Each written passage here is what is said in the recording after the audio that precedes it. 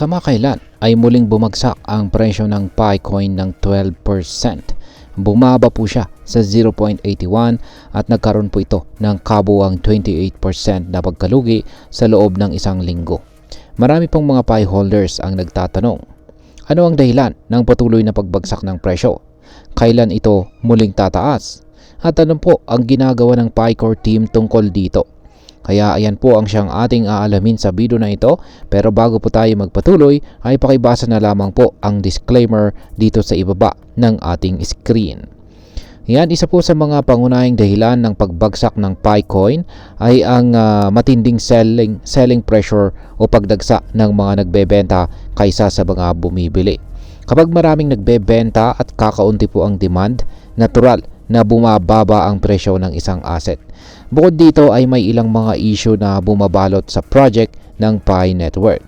Una ay ang matagal na pong hinihintay ng mga investor at ito po ang opisyal na launching ng Pi Network Mainnet. Ngunit hanggang ngayon ay wala pa ring tiyak na petsa kung kailan ito mangyayari. Dahil dito ay maraming traders at saka investors ang nawawalan na ng tiwala sa project. Pangalawa, maraming crypto traders ang umaasang maililista ang Picoin kay Binance, isa sa pinakamalaking crypto exchange sa mundo. Gayunpaman ay patuloy na nagkakaroon ng pagkaantala sa listing na ito, dahilan para mag-alinlangan ang mga investors sa kakayahan ng Picoin na maging isang stable at saka valuable na cryptocurrency. Pangatlo, ayon po sa mga Pi community members, tila hindi nagbibigay ng malinaw na updates ang Pi Network core team tungkol sa tunay na kalagayan ng project. Ito po ay nagdudulot ng agam-agam sa mga investors kung tunay nga bang may direksyon ang Pi Network. At ang panghuli, isa po sa mga ipinangako ng Pi Network ay ang pagiging fully decentralized nito. Ngunit ayon po sa ilang mga kritiko, tila lumilihis ang project at mas nakatuon na ito sa pag-akit ng malalaking institution kaysa sa pagpapanatili ng decentralization na pangako nito sa mga unang investors. Ngayon ay ano po ang posibleng mangyari sa presyo ng Picoin? Ayan, sa kabila ng pagbagsak ng presyo ng Picoin, nananatili pa rin ang pananaw ng ilang crypto analyst na may tsansa itong muling tumaas sa hinaharap. Ayon po kay Moon Jeff, isa po siyang kilalang crypto analyst, maaaring bumaba pa ang presyo ng Picoin ng hanggang 0.60 na itinuturing po niyang huling suporta or support bago po ito muling magkaroon ng upward movement. Samantala ay nananatili namang optimistic si Dr. Altcoin. Isa rin po siyang crypto expert na maaring maranasan daw ng Picoin ang biglaang pagtaas ng presyo. Ayon po sa kanya, maaring umabot ito sa $3.14 sa mga susunod na linggo o posibleng umabot pa sa $10 sa mga susunod na buwan.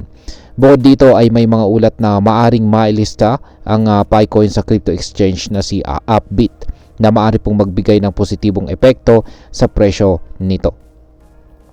At ayan, bilang panghuli ay ano naman ang aking masasabi tungkol dito.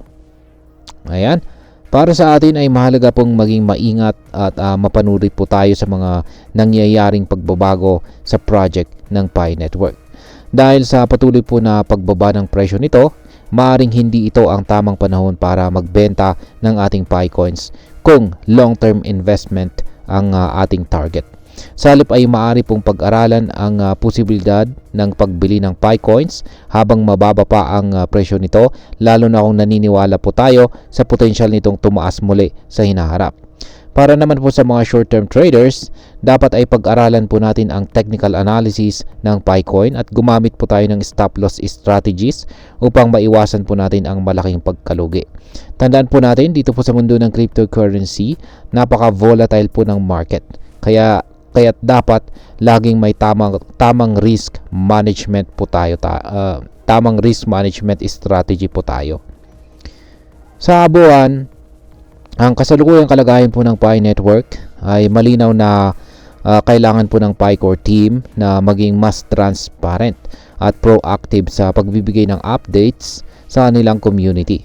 Kung patuloy po na madidelay ang mainnet launch at saka Binance listing, maaring patuloy na bumagsak ang presyo ng Picoin. Ngunit kung magkakaroon po ng positibong developments tulad po ng paglilista nito dito kay Upbit o iba pang mga major exchanges, maaari po itong maging daan para sa muling pagtaas ng presyo nito. Bilang isang crypto investor or trader, mahalaga pong manatiling updated. Mag-research po tayo ng mabuti at huwag po tayong magdesisyon ng padalos-dalos.